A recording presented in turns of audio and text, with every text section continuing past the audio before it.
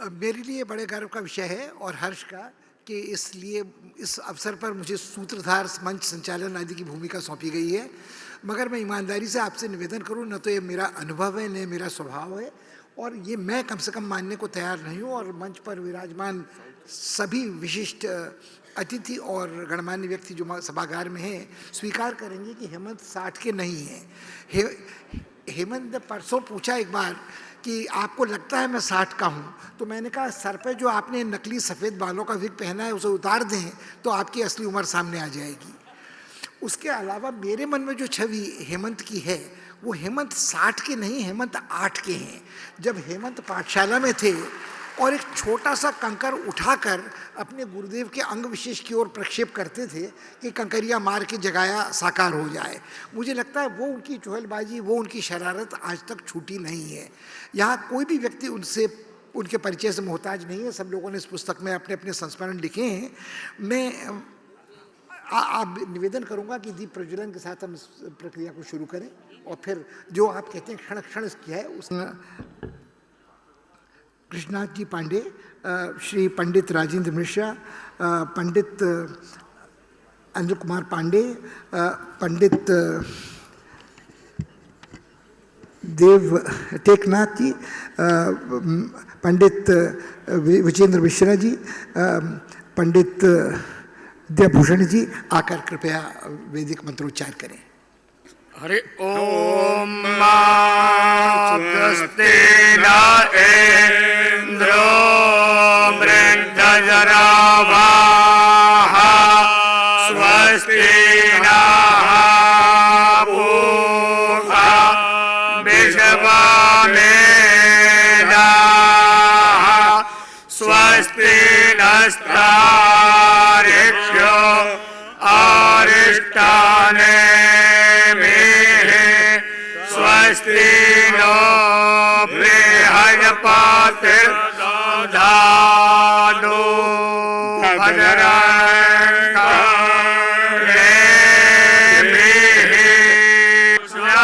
शान्तिर्भवतु। ओम शांति शांति शांति। अन्नपूर्णा विशालाक्षी तमेत विश्वेश्वर प्रसादेन आरोग्य दृढ़गात्रता सिद्धिरस्तु। नमः पार्वतीपतये हर हर महादेव। वेद पाठ के लिए सभी आचार्यों का आभार व्यक्त करने के साथ में के वेंकटरमण गणपाठी जी का आभार व्यक्त करता हूँ। उनका परिचय उस क्रम में तत्काल नहीं हो पाया था। मैं आभार व्यक्त करने के साथ ही सुश्री अभिलिप्सा से अनुरोध करूंगा कि वो आकर शिव स्तुति करें। सबसे पहले तो जो मंचासीन अतिथिगण हैं उनको मेरा नमस्कार, और जो सामने बैठे हैं उनको भी मेरा नमस्कार। क्योंकि बाबा की नगरी में हूँ, महादेव की नगरी में, सिर्फ महादेव की नगरी ही नहीं है। जो वाराणसी के हैं उन्हें पता होगा नमः पार्वती पतये क्यों कहते हैं, क्योंकि महादेव की नगरी के साथ साथ माँ की भी नगरी है और हर के साथ साथ हरि की भी नगरी है। तो जैसे कि सर ने कहा, शिव स्तोत्र, शिव गुणगान जयकारे के बिना अधूरा है। तो एक बारी उसी वाराणसी स्टाइल में नमः पार्वती पतये। बहुत बहुत धन्यवाद। हम सब भोले के दास हैं। सिर्फ यही अर्जी है भोले के सामने कि हम पर अपनी छत्र छाया बनाए रखें। बड़ा भले हो जाए कितना शिव के आगे छोटा, पुष्प चढ़ाएगा पिंडी पे या जल का एक लोटा।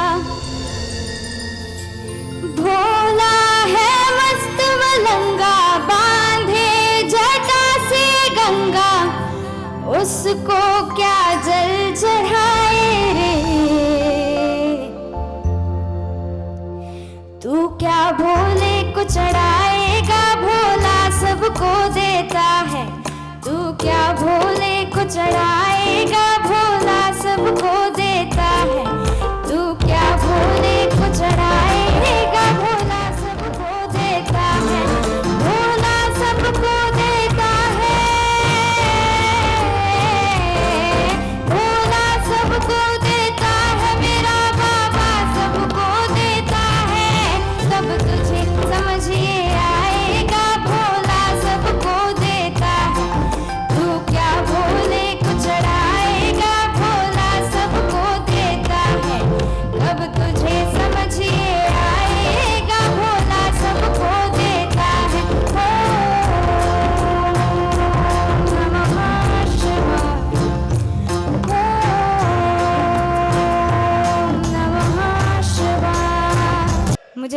वाराणसी की यही बात सबसे खास लगती है कि आप सिर्फ नमः पार्वती पते तक बोलिए, बाकी का सामने वाले बोल देंगे। बाकी जगह मेरे को पूरा बोलना होता है, पर ये वाराणसी का ठाठ है। तो जिस संगीत से, जिस गाने से आप सबने मुझे पहचान दी, आप सबने इतना प्यार दिया, मैं आप सबके पास पहुंच पाई। सुनेंगे? पर साथ में मेरे को तालियां चाहिए होंगी, ऐसा लगना चाहिए कि मैं आपके साथ बंधी हुई हूं। एक बार एकदम जोश के साथ, पीछे वालों का आवाज नहीं आ रहा। नमः पार्वती पते हर हर। बस साथ में तालियां चाहिए होंगी। हाँ, ज्यादा मेहनत नहीं करने बोल रही।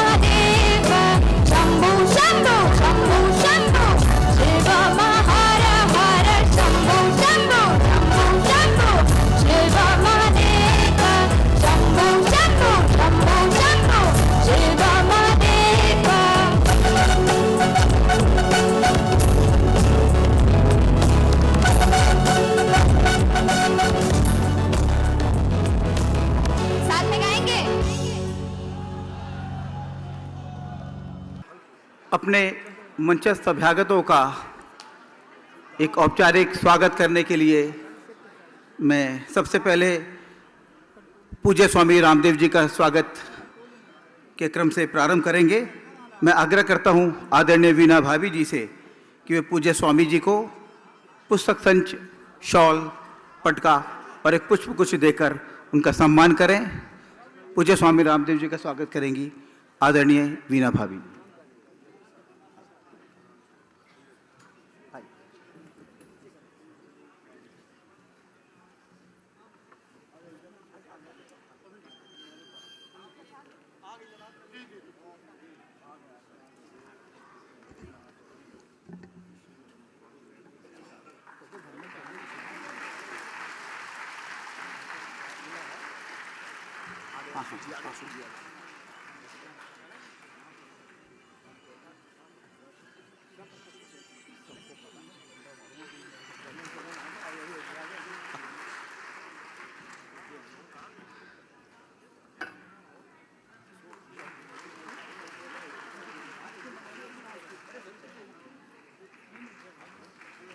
डब्ल्यू भैया,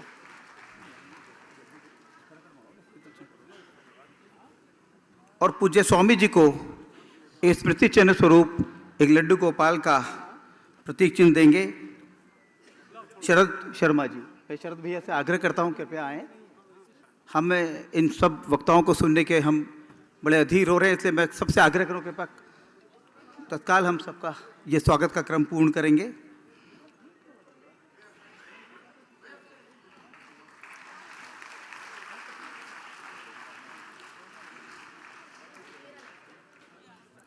आदरणीय धर्मेंद्र प्रधान जी का स्वागत करने के लिए मैं आग्रह कर रहा हूं ईशानी शर्मा जी से, वे आएँ और आदरणीय धर्मेंद्र जी भाई साहब का स्वागत करें।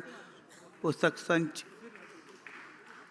शॉल, पटका और पुष्पगुच्छ से द्वारा ये आत्मीयता और कृतज्ञता के पुष्प आपको समर्पित हैं।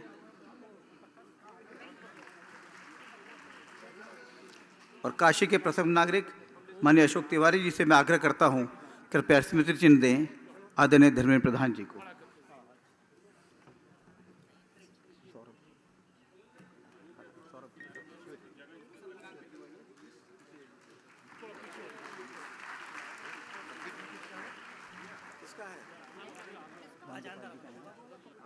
प्रोफेसर राम गोपाल यादव जी का स्वागत करने के लिए मैं सौरभ शाह जी को आग्रह करता हूं कृपया आएं।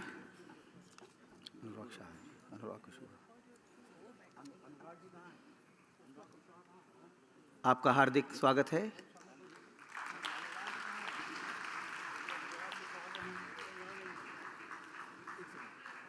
तो कौन तुम आ रहे हो? कोई आ रहा है? कोई कौन आएगा? तुम आए? डॉक्टर वीडी तिवारी का नाम। वीडी तिवारी का नाम पहले से है। जल्दी बताओ कि आप अजय अजय सिंह अजय सिंह अजय सिंह अजय। चलो ठीक, जल्दी लेके आओ ना।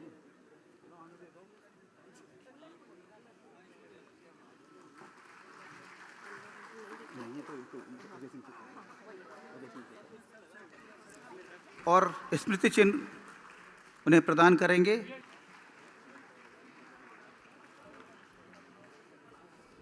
आदरणीय ब्रजेश पाठक जी के स्वागत के लिए मैं सिद्धार्थ गुप्ता जी से आग्रह करता हूं, कृपया आएं, पुष्पगुच्छ पुस्तक संच देकर उनका स्वागत करें।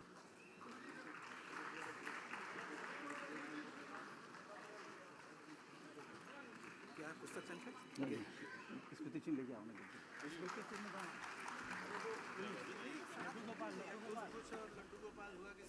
अरे लाओ नहीं लड्डू गोपाल। हाँ ठीक है। मैं अनुराग कुशवाहा जी से आग्रह करता हूं, आदरणीय ब्रजेश पाठक जी को लड्डू गोपाल देकर उनका स्वागत करें।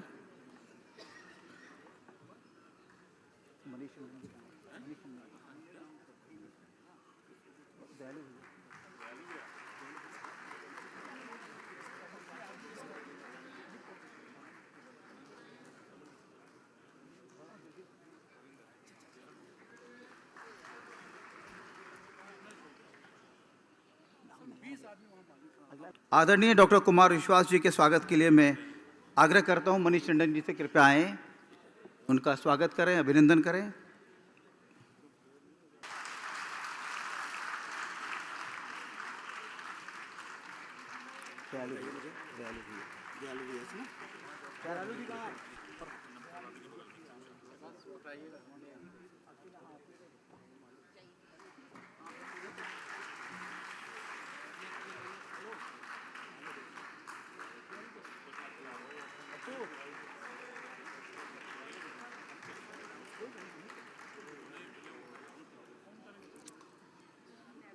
और आदरणीय दयाशंकर मिश्र दयालु भैया से मैं आग्रह करता हूं कि डॉक्टर कुमार विश्वास जी को लड्डू गोपाल देकर उनका सम्मान करें।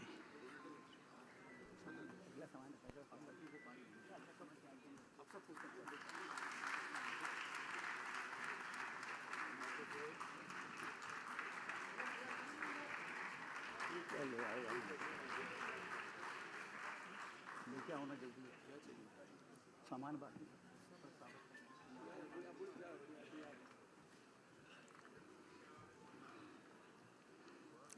60 के हेमंत के संपादक डॉक्टर उमेश प्रसाद सिंह के स्वागत के लिए मैं डॉक्टर वीडी तिवारी जी को आग्रह करता हूं, कृपया आएं और उनका स्वागत करें।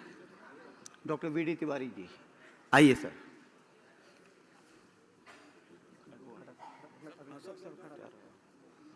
नाम बताइए। पुष्पेश जी का गोविंद केजरीवाल और संतोष अग्रवाल जी।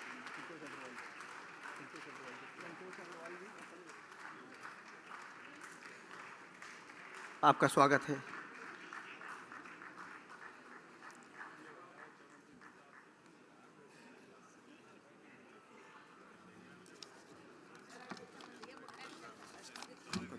बस नहीं है ना, 2-3 पुष्पेश जी मनीष खत्री।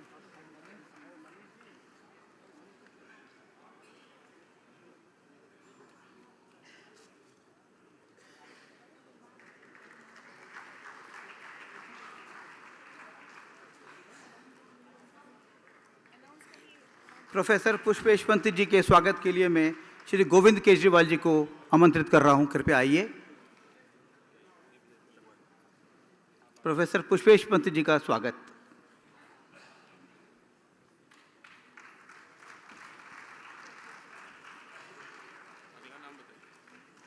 संतोष मामा का मामा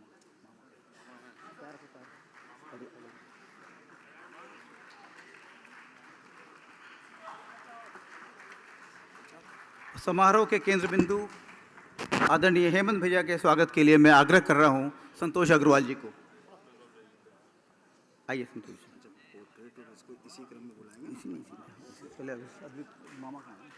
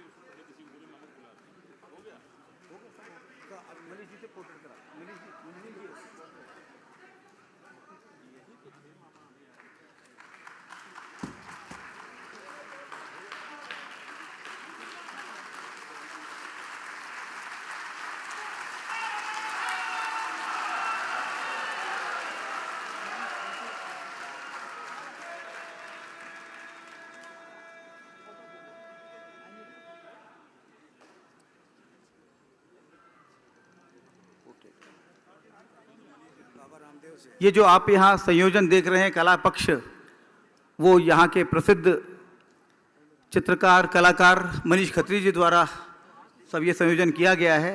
उन्होंने बहुत सुंदर पोर्ट्रेट बनाए हैं हमारे मंचस्थ अभ्यागतों के। मैं उनसे आग्रह करता हूँ सबसे पहले पूज्य स्वामी रामदेव जी को उनका एक पोर्ट्रेट भेंट कर उनका सम्मान। अच्छा, हाँ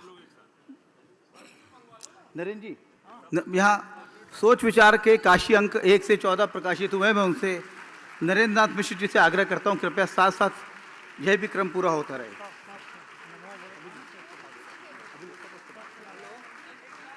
हाँ, चलिए।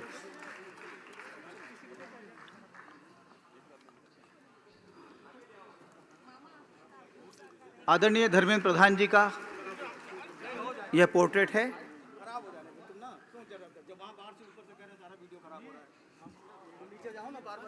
चलो चलो चलो, अभी हाँ अभी आदरणीय प्रोफेसर रामगोपाल यादव जी का,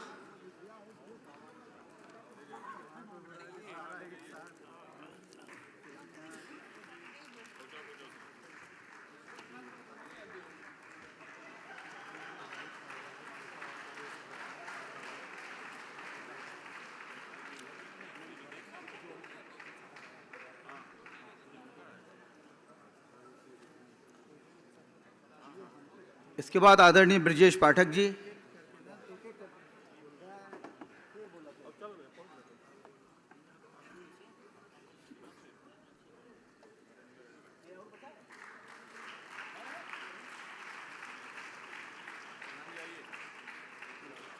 डॉक्टर कुमार विश्वास जी,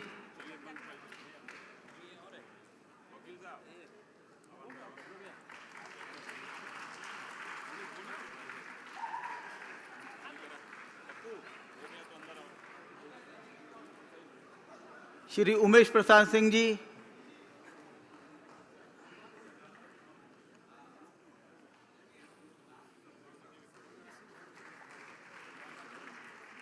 उमेश जी, डॉक्टर उमेश प्रसाद सिंह जी, मनीष जी डॉक्टर उमेश प्रसाद जी को दीजिए उनका पोर्ट्रेट।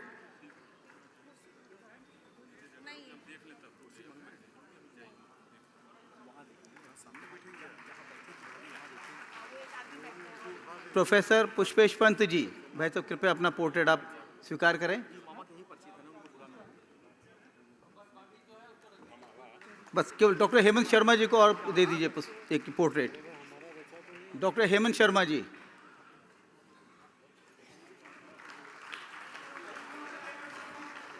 मामा आ गए, उनका सम्मान करा। अभी कराता हूँ। अरे प्रभात जी का भी पोर्ट्रेट है और इस पूरे कार्यक्रम के जनक प्रभात जी हैं, तो वो भी उनका भी मंच पर स्वागत करेंगे। इस विधिवत औपचारिकता स्वागत क्रम के बाद मैं शब्दों से आप सबका स्वागत करना चाहता हूं। प्रभात प्रकाशन सचमुच आनंदित है, अभिभूत है आपके आगमन से। यहाँ पर जो सब लोग बैठे हैं, ये एक तरह से इनको मैं हेमंत जी का एक बृहद परिवार कह सकता हूँ। इसलिए मैं अंतर्मन से आप सबका हार्दिक स्वागत करता हूँ। हेमंत जी उत्सव प्रियता का दूसरा नाम है, वो पर्याय हैं दूसरों के लिए कुछ भी करने के लिए हमेशा तत्पर रहने की। हाँ, स्वागत के क्रम में अंतिम एक काम है। अभिलिप्सा को आपने अभी सुना, इतना सुंदर उसने गायन किया। मैं स्वागत के लिए आग्रह करता हूँ आदरणीय संजय शर्मा जी से वे आएँ और संजय शर्मा मामा जी गुड्डू मामा आप आइए, अभिलिप्सा का स्वागत कीजिए। इतनी सुंदर प्रस्तुति से उसने हमको भाव विभोर कर दिया। शिव स्तुति का यह जो आज स्वरूप हमने देखा वह अद्भुत है। हार्दिक स्वागत है।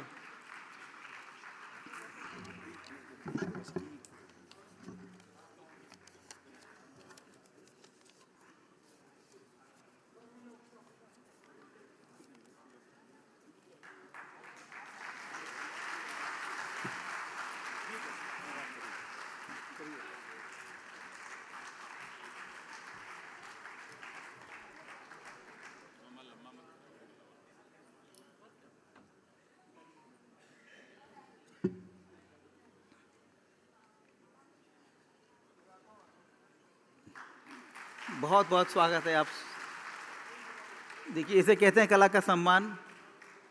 सब लोग आकर इस बालिका का स्वागत कर रहे हैं, उसको आशीर्वाद दे रहे हैं।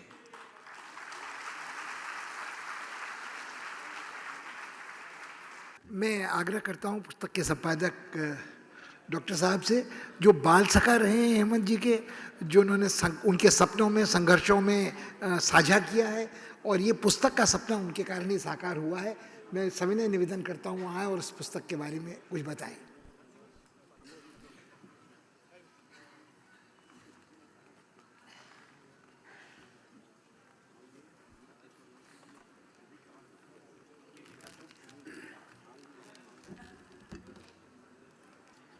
विशाल कक्ष में जो हेमंत जी को स्नेह करने वाली और सम्मान करने वाली काशी के सुबुद्ध नागरिक हैं, उनका मैं अपनी तरफ से, मंच की तरफ से अभिनंदन करता हूँ।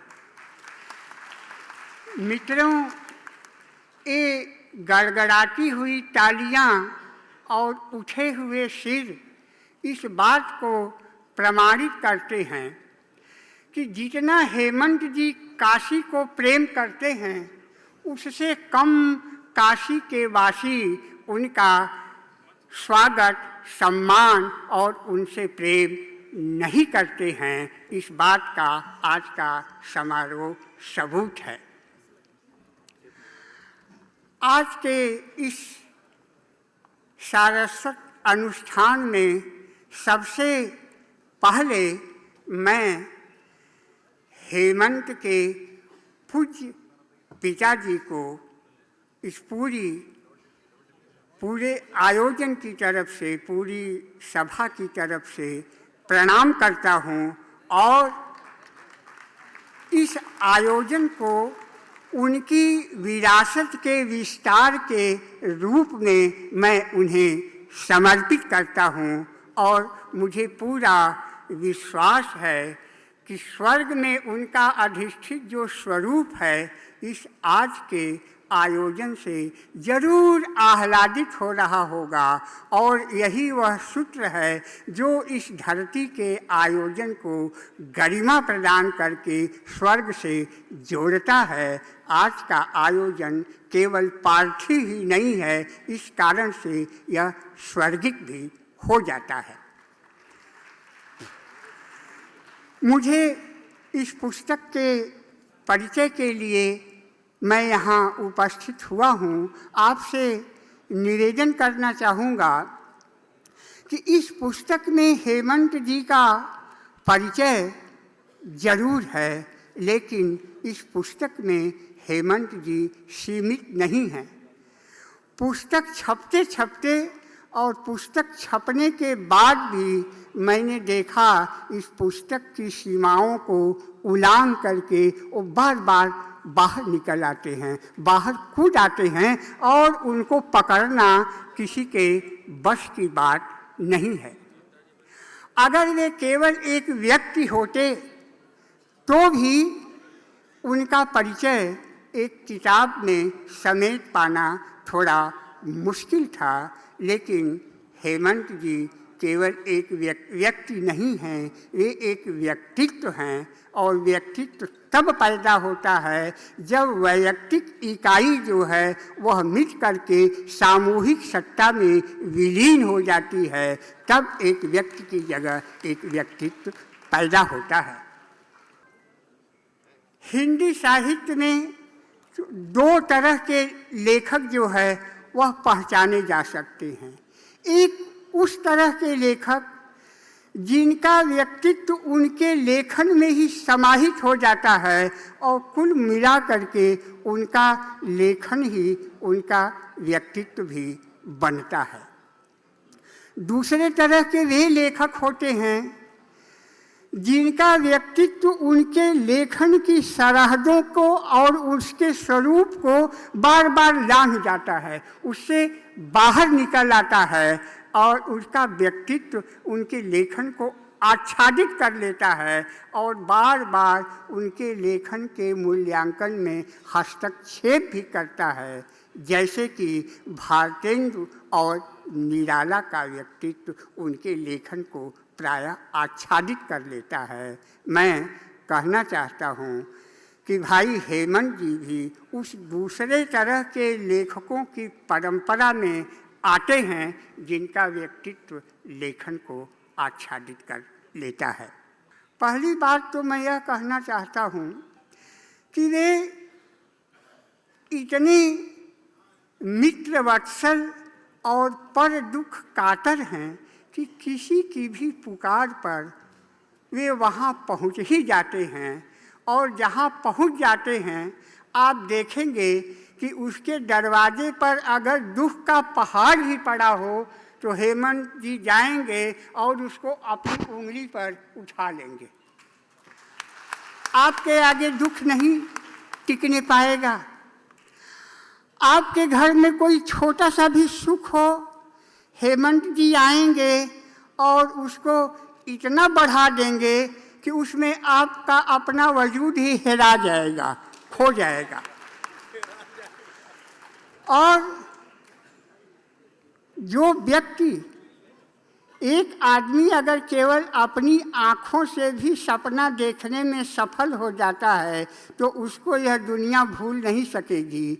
लेकिन हेमंत जी हमारे बीच में एक ऐसे व्यक्ति हैं जो केवल अपनी आँख से ही नहीं सपना देखते हैं, जो भी आँखें सपना देखना जानती हैं वे सारी की सारी आँखें हेमंत की आँखें हैं और उन सारी आँखों से वे सपना देखते हैं। उस सपने के बारे में मैं कुछ क्या कह सकता हूँ। मित्रों, मैं एक अंतिम बात कह करके अपनी बात समाप्त करूँगा कि हमारे बीच में हेमंत का होना एक मनुष्य की लुप्त होती हुई प्रजाति का साक्ष्य है।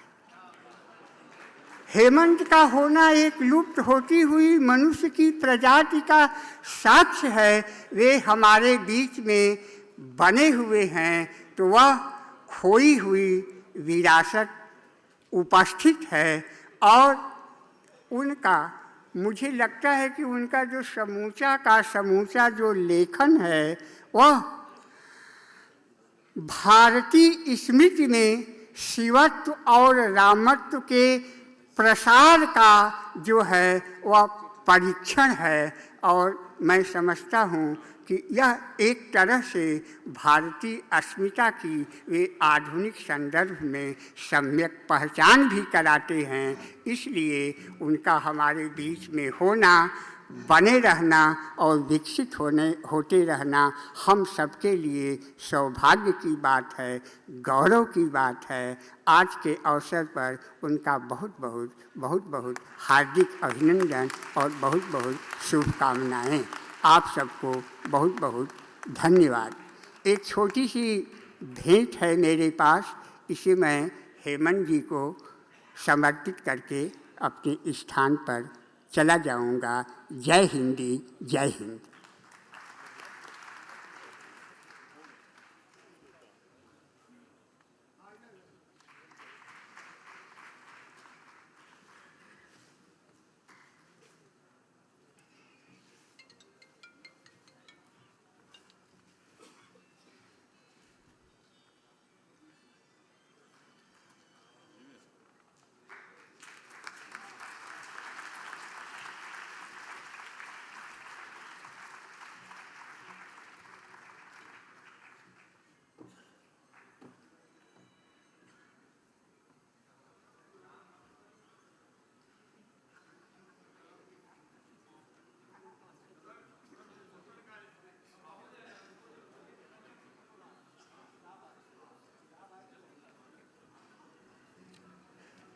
अब मैं आमंत्रित करता हूँ श्री कुंदन यादव को, जो भारतीय राजस्व सेवा के वरिष्ठ अफसर हैं, संयोगवश जेएनयू के स्नातक रहे हैं, परास्नातक रहे हैं, शिष्य हैं डॉक्टर पुरुषोत्तम अग्रवाल के, साहित्य अनुरागी हैं, वो पुस्तक के बारे में कुछ कहें। आप सभी को मैं पूरे विनम्र भाव से प्रणाम करता हूँ। कुछ भी कहने से पहले ये बोल दूँ कि यूं ही कोई हेमंत नहीं हो जाता, क्योंकि हेमंत जी मित्रता का प्रतिमान गढ़ते हैं। अभी जैसा कि उमेश जी ने बताया कि वो जंजीर फिल्म के पठान भी हैं कि यारी है ईमान मेरा, यार मेरी ज़िंदगी। और मैं उनके साहित्य को एक विद्यार्थी के भाव से देखता हूँ, इसलिए अपनी बात उनके लिटरेचर के बारे में थोड़ा सा कहूँगा कि मेरी लेखकी जीवन में जो उनका टच है, पहली समीक्षा उन्होंने लिखी थी। तो मेरे मोहल्ले में एक राधे पहलवान होते थे, उनके बारे में ये कहा जाता था कि उन जिनकर मलपट ठोक देलन वो पहलवान हो गए। तो हेमंत जी ने जिसकी समीक्षा लिख दी वो लेखक हो गया। उसके बाद मेरी पुस्तक बेस्ट सेलर के तौर पे रही। और ये मिडास टच होता है जो यूं ही नहीं पैदा होता है, बड़े लंबे समय के संघर्ष से, अध्यवसाय से, अध्ययन से पैदा होता है, जिसको कबीर की भाषा में कहें तो चंदन से जो विष जुर्भेला, बिगरी बिगरी सो चंदन फैला, गंगा से जो नीर मिलेला, बिगरी बिगरी गंगोदक फैला, और पारस से जो लोह छुएला, बिगरी बिगरी सो कंचन फैला। तो हेमंत जी के सानिध्य में जो आएगा वो क्या होगा और क्या बन जाएगा, मैंने इसमें अपनी बात कह दी। अब आप देख लें कि किसी पुस्तक को इतने लोग लिख रहे हैं जिनकी यहाँ तस्वीरें लगी हैं, तो उस व्यक्तित्व के बारे में 5 मिनट में कुछ कहा नहीं जा सकता। मुझे यज्ञ की एक कविता है असाध्य वीणा, उसमें क्रीड तरु का जिक्र है, जिसके करी सुंडों सी डालें फैली थीं, जिसके जड़ जो है पाताल लोक तक फैली थी और पूरे वर्षा में हिम यूथों का परित्राण करती थी, उस तरह का जिनका व्यक्तित्व है।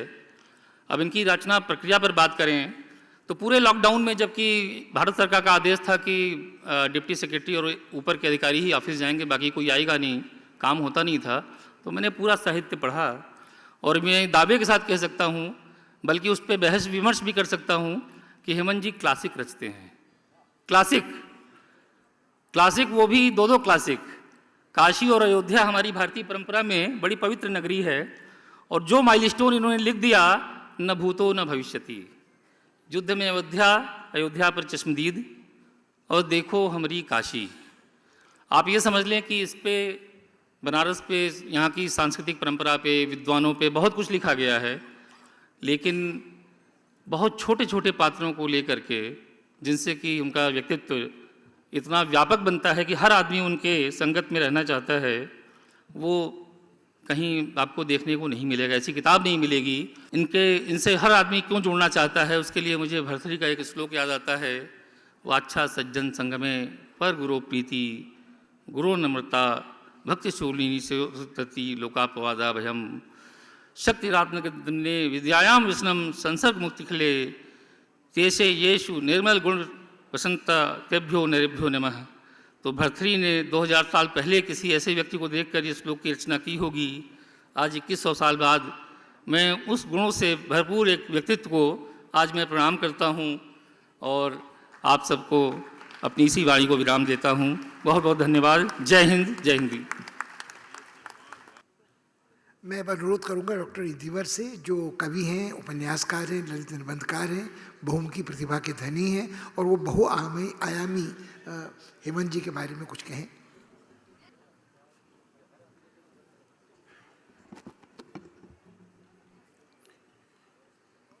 सम्मानित मंच,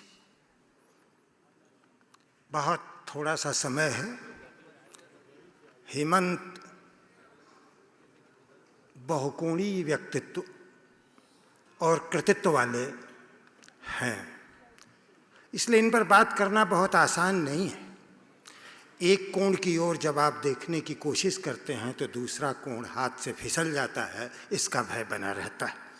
मैं आज तो शुद्ध रूप से, मैं जो मेरा मूल कर्म है आलोचक का, उस हैसियत से इनके कृतित्व पर बात करना चाहता था, लेकिन मैं अनुरोध करूंगा प्रभात जी से कि कभी ऐसी गोष्ठी रखिए जो हेमंत के कृतित्व पर, जिस पर आलोचकीय चर्चा हो, तब उन पर बात हो सकेगी। इस मेला में और ये 5 मिनट में उन पर बात जो है नहीं हो सकेगी। फिर भी मैं इतना कहना चाहूँगा कि हेमंत काशी के एक ऐसे नक्षत्र हैं जो इस धरती से उद्भूत होकर आकाश की कक्षा में स्थापित हो गए। इसलिए इनकी ऊंचाई पर बात करने की कोई बहुत आवश्यकता नहीं है। वो इतना ऊंचा है कि वो बड़े आसानी से देखा जा सकता है और लोग उसको देख लेते हैं। मैं इनको बहुत नज़दीक से जानता हूँ और इसलिए जानता हूँ कि इनके परिवार के साथ जो मेरा अपनापन रहा है वो शायद इस जीवन में और हमारे आने वाली जो पीढ़ी है, हमारे जीवन में भी जो आने वाली हमारी पीढ़ी है, उसके मानस में स्मरणीय है। हेमंत एक ऐसे लेखक हैं जिनको साहित्य का संस्कार मिला है, कलम जिनको विरासत में मिली है, और इसलिए सहज सरस भाषा में चुटीलापन, भाषा ऐसी जो कभी नस्तर लगाती है, जो कभी पिन से चुभती है और जो कभी एक रस में सराबोर कर देती है। ये जो विरासत में उन्हें मिला है वो इसलिए मिला है कि ये मनु शर्मा के पुत्र हैं, सांस्कृतिक चेतना और परंपरा की अग्रगामिता के अद्वितीय कथाशिल्पी।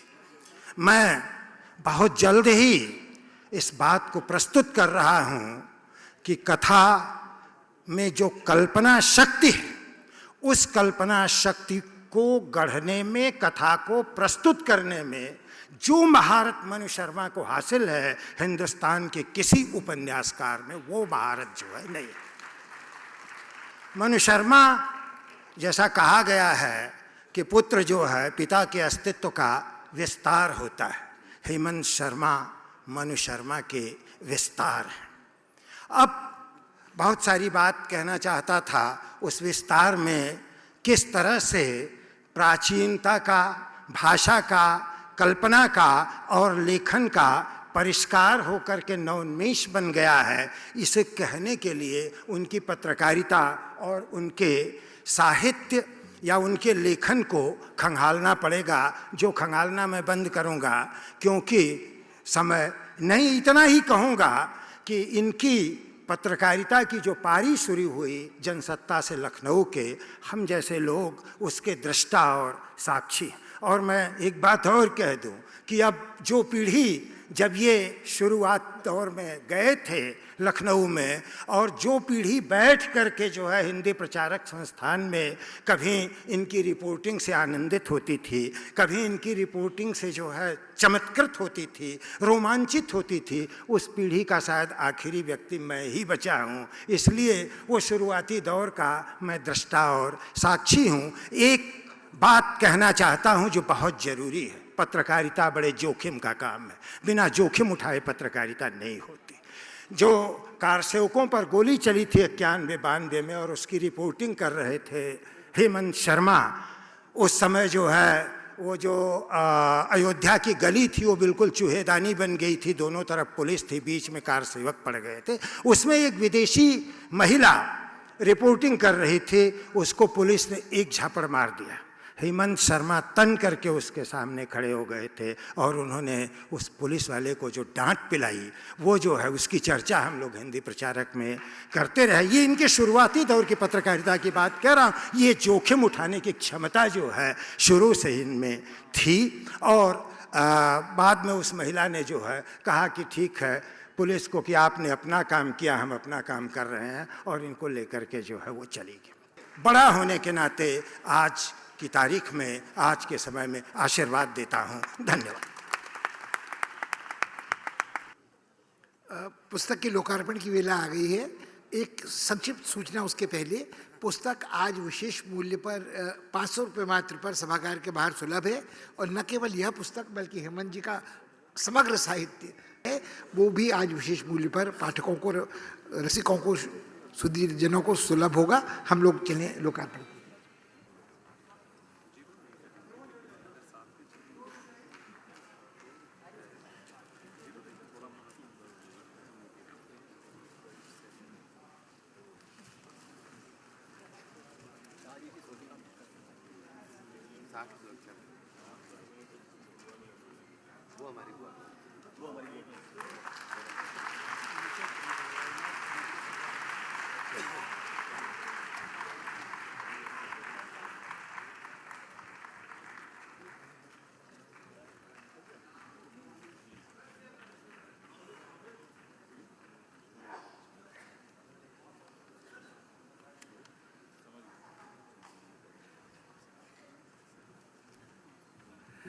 मैं बड़े स्नेह और आदर के साथ भाई कुमार विश्वास को आमंत्रित करता हूं, जो साक्षात जिनकी जिह्वा पर सरस्वती वास करती है।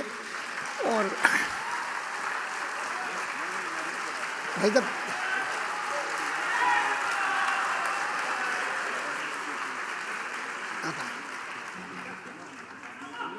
आप सबको प्रणाम करता हूं।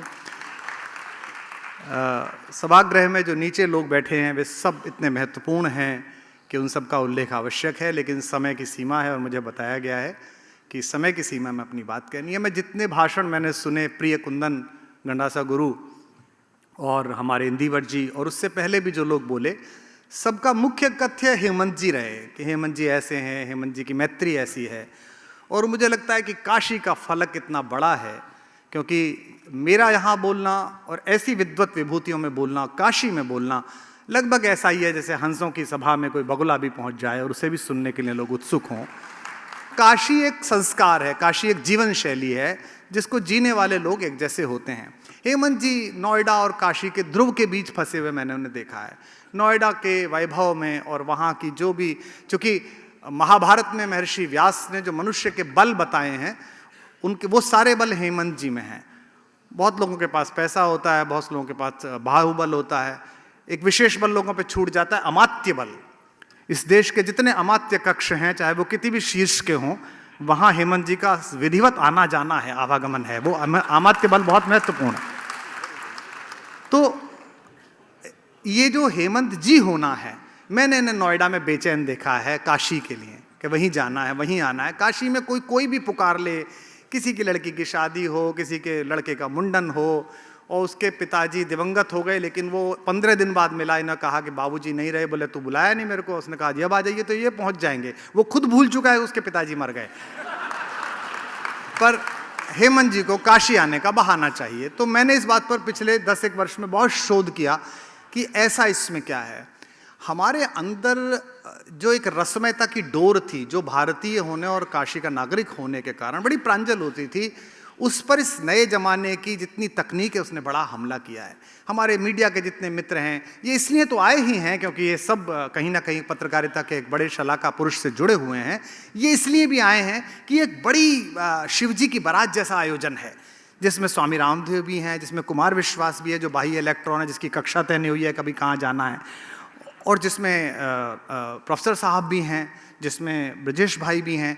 तो इनके फोटोग्राफर भी लगातार इस निगाह में थे कि कोई ऐसा एंगल का फोटो निकले कि ब्रजेश जी ने मेरे कान में कुछ कहा, कुमार ने दिए संकेत, या राम गोपाल जी मेरे कान में कुछ कहें तो क्या जा सकते हैं। ये वो पकड़ने के लिए आए, क्योंकि ये समरसताएं बंद हो गई हैं। या तो हम इधर हैं या हम उधर हैं। ये जो हम सबको एक साथ लेकर चलते हैं मोहब्बत में, प्रेम में, इसी का नाम काशी है, इसी का नाम काशी है। इस पुस्तक को जब आप देखेंगे, और जब मैं देख रहा था, ये केवल काशी के किसी व्यक्ति द्वारा ही संभव था, काशी के किसी लंठ द्वारा ही संभव था कि हैदराबाद में बैठे हुए बैरिस्टर ओवैसी भी अपनी किसी बात और अपनी किसी प्रस्तुति का आखिरी सफ़ा लिखने से पहले जिस पत्रकार से बात करें उसका नाम हेमंत शर्मा है। और जगतगुरु रामभद्राचार्य जी भी अपने दिव्य नेत्रों से शास्त्र को हस्तामलकवत देखते हुए एक रेशे के बारे में अगर भ्रमित हों तो जिससे आखिरी राय लें, उसका नाम भी हेमंत शर्मा है।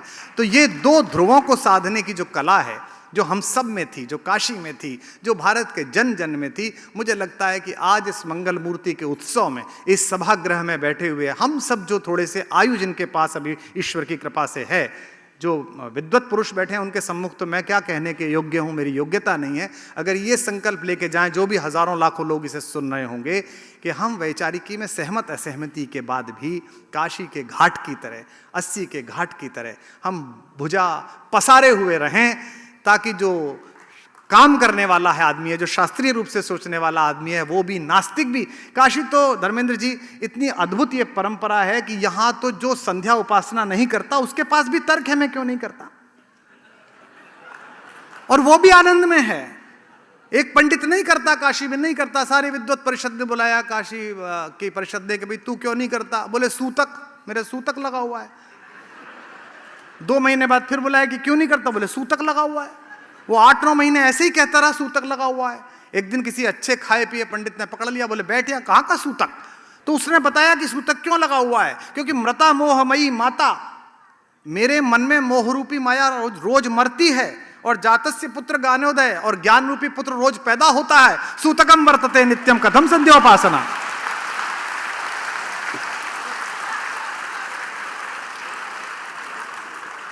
मेरे तो रोज सूतक लगा हुआ है, मैं कहां संध्या उपासना करूं। इसको भी काशी अस्वीकार नहीं करती, क्योंकि काशी के लहर तारा के किनारे उठी हुई एक हनक भरी आवाज, जिसका उल्लेख मेरे प्रिय अनुज कुंदन ने किया, उसको स्वीकार करने का साहस इस समय लोकतांत्रिक शक्तियों में भी नहीं है। पिछले 2 दिन से क्या चर्चा है, हम इनके नहीं जाएंगे, हम उनके नहीं जाएंगे।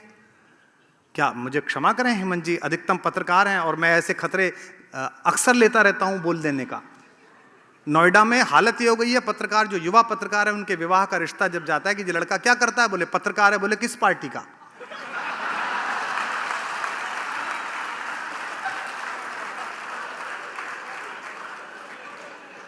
हमको पता होता है कि ये जो खबर आज चली है, ये किस चैनल पे कैसी दिखेगी और कौन व्यक्ति कैसे बोलेगा। तो ये जो जगत की स्वीकारणी क्षमता है, जिसको काशी प्रकाशित करती है, और जिसके मूर्तिमंत प्रतीक हेमंत जी हैं, जो मैं उनसे सीखता हूँ। मैं एक तरह से उनका विद्यार्थी हूँ इस मामले में। और मैं जो वो मेरा आर्थिक शोषण वर्ष में 3-4-5 बार करते हैं, जिसे मैं सहर्ष स्वीकार करता हूँ। ये आप क्या सोच रहे हैं कि मैं बोलूँगा नहीं? जब मिलना है ही नहीं तो इसमें बोलने में क्या दिक्कत है। स्वामी जी ने एक दिन मुझको कहा कि तू ना मेरे एक प्रोडक्ट के लिए मॉडलिंग कर दे। तो हाँ, वो कौन सा कॉन्क्लेव था, उसमें स्वामी जी मिले। मैंने कहा महाराज जी कर दूंगा। क्या बोला? बोले गाय का दूध। तो मैंने कहा मुझको दिखा के क्या बताओगे कि गाय का दूध ना पीने पे आदमी ऐसा हो जाता है? बोले नहीं, मैं तेरे 2-4 भाषण चलाऊंगा, फिर कहूँगा कि गाय का दूध पीने से ऐसी स्मृति हो जाती है। तो मैंने कहा पैसे कितने दोगे? बोले अरे पैसे मांगता है मुझसे, पहलवानों ने लिए। मैंने कहा वो तो पहलवान थे, उन्हें क्या पता, मुझे तो चाहिए। तो मैं एक पंक्ति कह रहे तो उसका एक बंद सुना देता हूं कि मेरे तट पर जागे कबीर में घाट भरैनी तुलसी की। मेरे तट पर जागे कबीर में घाट भरैनी तुलसी की। युग युग से हर्षापित बेटे की माता हूं मैं हुलसी सी। वल्लभाचार्य तैलंग स्वामी रविदास हूँ, रामानंद हूँ मैं। मंगल है मेरा मरण जन्म 100 जन्मों का आनंद हूँ मैं। मंगल है मेरा मरण जन्म 100 जन्मों का आनंद हूँ मैं। कंकर कंकर मेरा शंकर, कंकर कंकर मेरा शंकर। मैं लहर लहर अविनाशी हूँ, मैं काशी हूँ, मैं काशी हूँ, मैं काशी हूँ, मैं काशी हूँ। मैं 2 बंद सुनाता हूँ, एक जो काशी के भले का है और एक मंच के कुछ लोगों को अच्छा लग जाएगा वो वाला। कि बांसुरिया हरि प्रसाद की, रविशंकर सितार की तान हूँ मैं।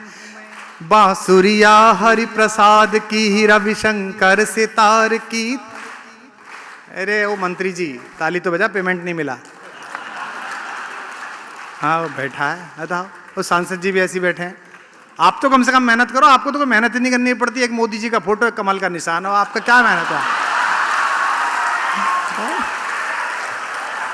कि बांसुरिया, हमारे मित्र हैं, कि बांसुरिया हरि प्रसाद की, रविशंकर सितार की तान हूं मैं, राजन साजन का अमर राग, गिरिजा देवी का गान हूं मैं, शहनाई में बिस्मिल्लाह खां, नाटक में आगा खान हूं मैं, मुझ में रम कर जानोगे तुम के पूरा हिंदुस्तान हूं मैं, के पूरा। जो मेरे घराने में जन्मे, जो मेरे घराने में जन्मे, उन 7 सुरों की प्यासी हूं मैं, काशी हूं मैं काशी हूं मैं। भारत के रत्न कहाते हैं, मेरी मिट्टी के कुछ जाए, भारत के रत्न कहाते हैं, मेरी मिट्टी के कुछ जाए, हर चौराहे पर पद्म श्री और पद्म विभूषण पा जाए, जिसको हो ज्ञान गुमान यहाँ, जिसको हो ज्ञान गुमान यहाँ, लंका पर लंका लगवाए, जिसको हो ज्ञान गुमान यहाँ, लंका पर लंका लगवाए, जिनिया जिनके ठेंगे पर है, पप्पू की अड़ी पर आ जाए, पप्पू की अड़ी पर। दर्शन दर्शन सी गूढ़ गली, एक पंक्ति देखिए, दर्शन दर्शन सी गूढ़ गली में, रांड सांड सन्यासी हूं मैं, काशी हूं मैं काशी हूं मैं। अंतिम बंद पढ़ता हूं, जिसमें आप तो प्रसन्न होंगे, लेकिन विशेष रूप से हमारे बहुत पुराने मित्र धर्मेंद्र भाई और नीचे बैठे उनके पार्टी के सहकर्मी लोग मोक्ष को प्राप्त होंगे। कि मैं महामना का गुरुकुल हूँ, मैं महामना का गुरुकुल हूँ, विद्या की ज्योत जगाती हूँ, विद्या की ज्योत जगाती हूँ, मैं लाल बहादुर में बसकर भारत को विजय दिलाती हूँ, मैं लाल बहादुर में बसकर भारत को विजय दिलाती हूँ, जो राजा से लड़ जाए निडर, जो राजा से लड़ जाए निडर, राजर्षि ही उसे बनाती हूँ। पंक्ति आ रही है धर्मेंद्र जी, उसमें ताली आनी चाहिए, फोटो में दिखेगा। जो राजा से लड़ जाए निडर, राजर्षि ही उसे बनाती हूँ, जनगण के मन की मांग समझ, जनगण के मन की मांग समझ, गुजराती गले लगाती हूँ, जनगण के मन की मांग समझ, गुजराती गले लगाती हूँ। मैं जम्बू द्वीप का वर्तमान, मैं जम्बू द्वीप का वर्तमान जीने वाली इतिहासी हूं मैं, काशी हूं मैं काशी हूं मैं काशी, मैं काशी हूं मैं काशी हूं मैं काशी हूं मैं काशी हूं मैं काशी हूं मैं काशी। ओम नमः पार्वती पतये। भाई कुमार विश्वास के साथ दिक्कत ये है कि वो जैसा शुरू में कहा, उन्होंने स्वयं स्वीकार किया कि वो वहाँ गलत जगह पैदा हो गए, वरना वो साकार अपने व्यक्तित्व में रांड सांड सन्यासी इकट्ठा है, तो कोई इस पर अंतर ही नहीं है। अब मैं बड़ी आदर के साथ आमंत्रित करता हूँ प्रोफेसर राम गोपाल यादव जी को, जो समाजवादी चिंतक हैं, बौद्धिक हैं, सांसद हैं, संघर्षशील योद्धा समाज की आवाज़ के रहे। कृपया आप आए।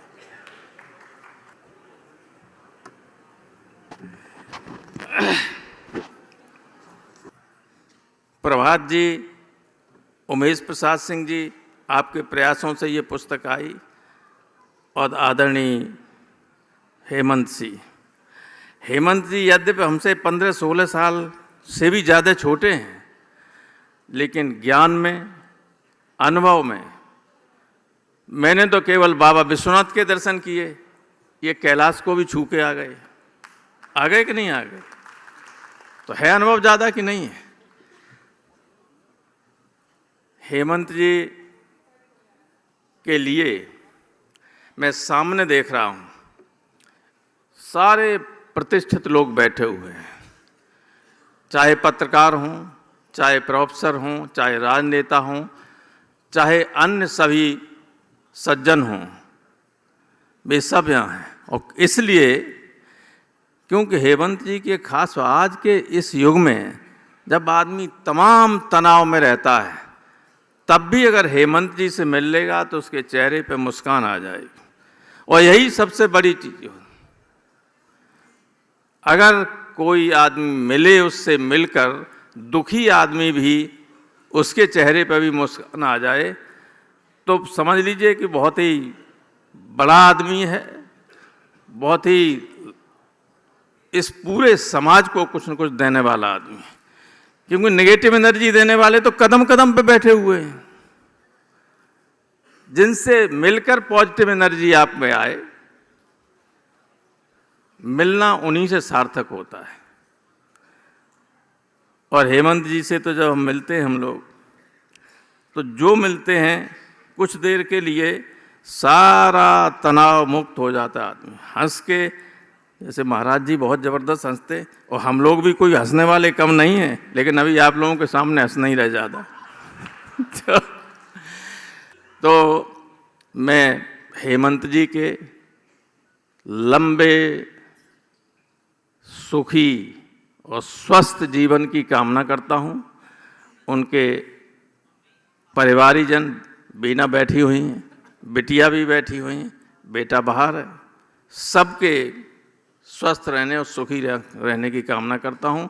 क्योंकि जितना सुखी रहेंगे, स्वस्थ रहेंगे और बेहतर लिखेंगे, और समाज के कल्याण के लिए लिखेंगे। बहुत बहुत धन्यवाद आप।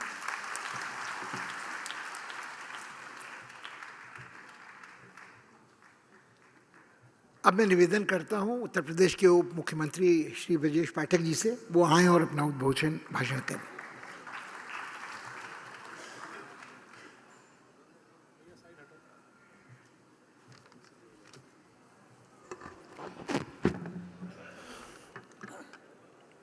भाइयों तथा बहनों, पत्रकार मित्रों, 60 के हेमंत कोई साधारण पुस्तक नहीं है। काशी को जिस ढंग से हम सब समझते हैं, शोक में भी सुख का अनुभव करती काशी, दुख में भी सुख का अनुभव करती काशी,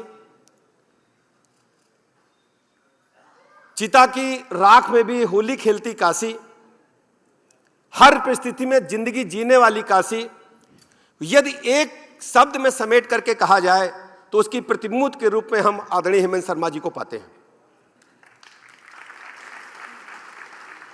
दुनिया में चाहे हेमंत जी कहीं जाएं, काशी इनके साथ उसी प्रकार स्टैम्प्ड रहती है जैसे एक पुस्तक के साथ उसकी जिल्द रहती है। पुस्तक के अंदर क्या लिखा है, विद्वान उसकी कथानक को देख करके, प्रस्तावना को देख करके, जिल्द को देख करके बता देते हैं कि पुस्तक के अंदर ऐसा हो सकता है। काशी के बारे में बहुत कुछ पढ़ने की आवश्यकता या आपके पास समय नहीं है, तो हेमंत जी को आप पास से देखिए तो काशी आपको नाचती, हंसती, खेलती, कूदती, हर परिस्थिति में जिंदा दिल रहने के लिए आपको सिखाएगी। मैं सभी काशीवासियों को नमन करता हूं कि बनारस के इस लाल ने बनारस से निकल करके उत्तर प्रदेश की राजधानी लखनऊ में और फिर देश की राजधानी दिल्ली में वो सब कुछ किया है जो एक काशीवासी को करना चाहिए। हमारा हेमंत जी भाई साहब से रिश्ता बहुत पुराना है। मुझे अच्छी तरह याद है विश्वविद्यालय के दिनों में जब हम हॉस्टल से पैदल निकल करके छात्र संघ के उपाध्यक्ष के लिए अपना चुनाव लड़ने की तैयारी कर रहा था, तो हेमंत जी जनसत्ता को कवर करने के लिए यूनिवर्सिटी कैंपस आते थे। 35-40 वर्षों से लगातार एक एक दिन कहां से कहां तक हम लोग चले आए, और जैसी स्थिति तब थी वही स्थिति आज भी है। जेब में पैसे हो न हो, एक बार की मुझे याद आ रहा है कि उस समय तो तनख्वाह बहुत कम होती थी, 3,000 रुपया 5,000 रुपया भी सैलरी बहुत मुश्किल से मिलती थी। हेमंत जी नरही में दूध पीते थे। लखनऊ में एक मोहल्ला नरही है, और 5,000 की तनख्वाह में उसका बिल 8,000 का दूध का था महीने का। और दूध खुद नहीं पीते थे, सबको पिला देते थे, जिसको पीना पिए। पूरी मित्र मंडली दूध पीती थी। और मुझे याद है वो पाल साहब जिनकी दुकान है वो अभी भी हैं। और आज आए पाल साहब? कहाँ है भैया? अच्छा बैठे हैं, आपको नमस्ते। तो पाल साहब जो है बड़े सज्जनता तल्लीनता से दूध बना करके पिलाते थे। एक और अगर हम एक व्यक्ति को याद न करें, कितनी भी भीड़ हो, सीएम बैठे हो, डीएम बैठे हो, कोई बैठा हो, एक अखबार का हाकर साइकिल खड़ी करके बहुत तेजी के साथ पूरी मीटिंग में घुस के आते थे कान में, हेमंत भैया ऐसा हुआ है, और बड़ी गति से निकल जाते थे। उनका नाम था बापू, ब्रजेंद्र सिंह बापू। उनके बारे में शायद कोई लेख भी आपने लिखा है। उस समय हम लोग किताबें हम भी खरीद नहीं पाते थे, हॉस्टल में रहते थे, तो माया इंडिया टुडे का जहां लिखा रहता माया इंडिया टुडे, उसको वो फाड़ लेते थे, बारी पुस्तक कहते थे तुम फ्री में पढ़ो। वो बापू को भी हम याद करेंगे, नमन करेंगे। और ऐसे हेमंत जी भाई साहब की जिंदगी में ढेर सारे लोग हैं जिन लोगों ने कंधे से कंधा मिलाकर भाई साहब के साथ काम किया है। मैं इस पुस्तक की सफलता के लिए शुभकामनाएं देता हूं, प्रकाशक जी को शुभकामनाएं देता हूं। और हेमंत जी भाई साहब को 60 वर्ष के लिखापढ़ी में भले ही हो गए हैं, लेकिन मैं मानता हूं कि इस पुस्तक का अगर हेडिंग 21 के हेमंत होता तो अच्छा होता। मैं बहुत बहुत शुभकामनाएं, बधाइयां देता हूं, बात समाप्त करता हूं।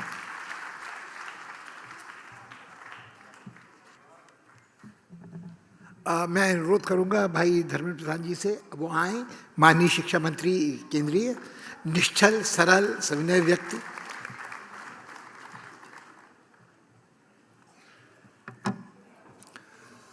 नमस्कार। मैं अत्यंत सौभाग्यशाली हूं, ऐसे मेरे को जब भी काशी आने का अवसर मिलता है मैं खुद को सौभाग्यशाली महसूस करता हूं। आज भी ऐसे एक क्षण है, काशी में आने से मैं विद्यार्थी बन जाता हूं, 2 चीज नया सीखने का अवसर मिलता है। आज भी ऐसे कुछ स्थिति बनी।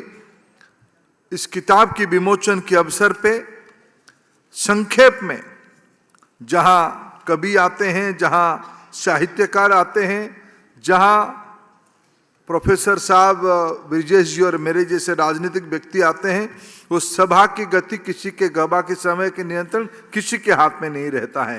लेकिन काशी ऐसे एक स्थान है जो सारा चीजों को अपने आप में नियंत्रित कर देती है। ये महादेव की कृपा है। आज ऐसे ही एक समारोह यहां हो रहा है। मित्रों, इस किताब को थोड़ा मैंने पहले से मेरे हाथ लगी, थोड़ा उसको मैंने आने की पहले पढ़ने का कोशिश कर रहा था। संजोग देखिए, हम कभी भी कहीं जाते हैं तो भारतीय परंपरा में हम 100 रुपया नहीं देते हैं, 101 रुपया देते हैं या 111 रुपया देते हैं। इसमें उमेश प्रसाद जी का उल्लेख को मिलाते हुए 111 व्यक्तियों की लेख है, मंच पे बैठे हुए सभी महानुभावों का लेख है। लेकिन सही मायने में कुमार विश्वास जी ने कहा, भारत में प्रजातंत्र की एक अनोखी परंपरा है, काशी उसकी एक मंथन स्थान है। मैग्ना कार्टा से कुछ सदियों की पहले पाश्चात्य की राजनीतिक विश्लेषकों ने कहा कि प्रजातंत्र मैग्ना कार्टा से उत्पन्न हुई है। शायद उनकी स्वल्प दृष्टि, शॉर्ट साइटेडनेस, उनको काशी के साथ परिचय नहीं कराया था, भारत के साथ परिचय नहीं कराया था, भारतीयता के साथ परिचय नहीं कराया था। नहीं तो उनको मालूम होता कि भारत में प्रजातंत्र की जड़ कितनी गहरी है। आज इस कार्यक्रम उसकी एक प्रतिफलन है। नहीं तो समाज जीवन के, राजनीति के, विचार के अनेक भिन्न भिन्न मत रखने वाले महानुभावों की एक व्यक्ति के ऊपर आलेख आए, ये अपने आप में सच में आज की परिस्थिति में, जैसे आज G20 की प्लेटफॉर्म पे भारत की नेतृत्व में एक लीडर्स स्टेटमेंट जब निकला, दुनिया चकित हो गई। भारत ने इस सारे तनाव वाले माहौल में भी उसको करके दिखाया। ऐसे ही उसे ये कम नहीं है। हेमंत जी की ये जो 60 के हेमंत, ये किताब की हेडलाइन भी काशी के लहजे में लिखा गया है। मैं प्रसाद जी आपको धन्यवाद देता हूं। आप हेमंत जी को रग रग से जानते हैं। आपने तो आज थोड़ा ही डिस्क्लोज किया, थोड़ा ज़्यादा कुमार विश्वास जी ने कहा किया है, थोड़ा ब्रजेश जी ने किया है, लेकिन मैं कभी ऐसे, जैसे आपने भी पुस्तक की समीक्षक हमारे कह रहे थे कि भाई हेमंत जी के ऊपर विश्लेषण 5 मिनट में नहीं हो सकता, आलोचना 5 मिनट में नहीं हो सकता है। प्रभात जी, आप ऐसे जब भी कभी गोष्ठी करोगे, मैं नीचे बैठ के सुनने के लिए उस गोष्ठी में आना चाहूँगा। और हेमंत जी के ऊपर वर्णन करते हुए हेमंत जी को क्लासिकल राइटर तक समीक्षा किया गया है। ये समीक्षक की विचार है, उसको आदर करना पड़ेगा, क्योंकि उन्होंने उसका अनुभव किया। काशी में मेरा ये आसक्ति बढ़ा है और मैं निसंदेह कह सकता हूँ ये किताब मैं शायद रिकॉर्ड समय में उसको पढ़ के खत्म कर दूंगा। ये इतनी मोटी किताब है, लेकिन उसमें इतना आकर्षण है, इतना तथ्य है। हेमंत जी के बारे में तो जानकारी है ही। 2 विषय कह के मैं मेरी वाणी को विराम दूंगा। मित्रों, काशी के बारे में एक बात कहा जाता है, काशी एक जीवंत शहर है। जीवंत शहर नहीं, जीवंत सभ्यता है। भारत में 4-5 सभ्यता की केंद्र है। काशी सबसे पुरानी है, सबसे जीवंत है। लाइवलीहुड कहाँ है, लाइवलीनेस कहाँ है, तो काशी को दिखनी चाहिए। काशी ने दुनिया को एक देन दिया है, अनेक चीज दिया है, लेकिन काशी गुरु की परंपरा को काशी का ही देन है। इसलिए आज ऑक्सफोर्ड में, मैं प्रधानमंत्री जी को कोट करता हूं, ऑक्सफोर्ड में भी एक स्ट्रीट की नाम है, हार्वर्ड में एक स्ट्रीट की नाम है गुरु। वो काशी से संबंधित जुड़ता है। मैं ऐसे काशी में हेमंत जी जैसे गुरु को, मैं समाज गुरु को आज शुभेच्छा देता हूं। उनकी 60 साल की, ऐसे हेमंत जी लगते नहीं 60 साल के, उसको जो कलन आप कर ले, लेकिन हेमंत जी 60 साल के अवसर पे मैं उनको अनेक अनेक शुभेच्छा देता हूं, बधाई देता हूं। और अंत में मैं एक विनोद की बात कह के जाता हूं।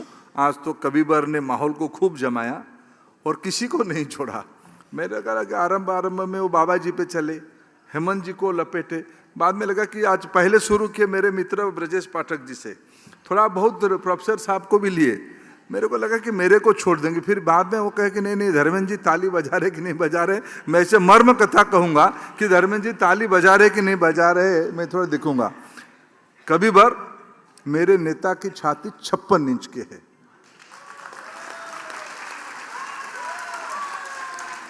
आप में ऐसे मेरे मित्र है, हम लोग, मेरा परिचय पहली बार हुआ था जब वो किसी पक्ष को वकालत करने के लिए टीवी स्टेशन जाते थे, हम भी जाते थे हमारी पक्ष को करने के लिए। तब हमारी मित्रता 15-1 साल पहले होती थी। मैं कहना नहीं चाहिए, वो भी मुस्कुरा रहे हैं, वो तब कहाँ थे और आज कहाँ है। अब मेरे ही नेता की छाती में दम है, जो पिछले प्रजातंत्र में आजादी के उपरांत शायद जनता के फैसले को प्रतिपक्ष कहां तक अस्वीकार करती है, उसकी कुछ पराकाष्ठा हम सभी के भाषणों में सुना। उसके बावजूद सारा चीजों को पीछे छोड़ते हुए 140 करोड़ भारतीयों की गौरव कैसे बढ़े, ऐसे चिंता करने वाला मेरा नेता है। गुजराती नहीं है, भ्रम में कोई ना रहे, वो भारतीय है। आज जब विश्व में जाते हैं वो कोई गुजरात के सम्मान नहीं होता है, 140 करोड़ भारतीयों की सम्मान होता है। और संयोग है उन्होंने जब यहां पहली बार आए, उन्होंने कहा मेरे को मां गंगा ने बुलाया है। वो लपेटे नहीं है, गंगा ने उनको लपेट लिया, काशी वासियों ने लपेट लिया। मैं बहुत आभार प्रकट करता हूं।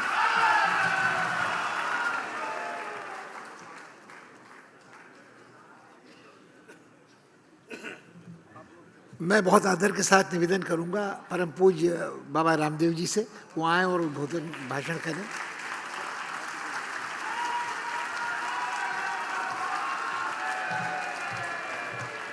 ओम नमः पार्वती पतये हर हर। बोले भारत माता की।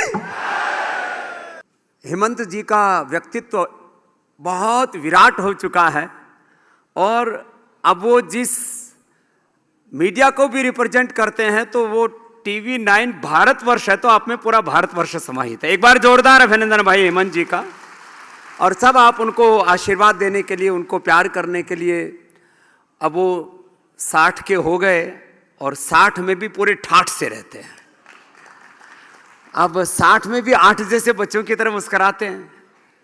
निर्भर रहने वाले पत्रकार हैं। नहीं तो आजकल बहुत से पत्रकार तो ऐसा लगता है एंकरिंग करते करते बहुतों का बीपी बढ़ जाएगा, हो सकता है हार्ट अटैक हो जाएगा।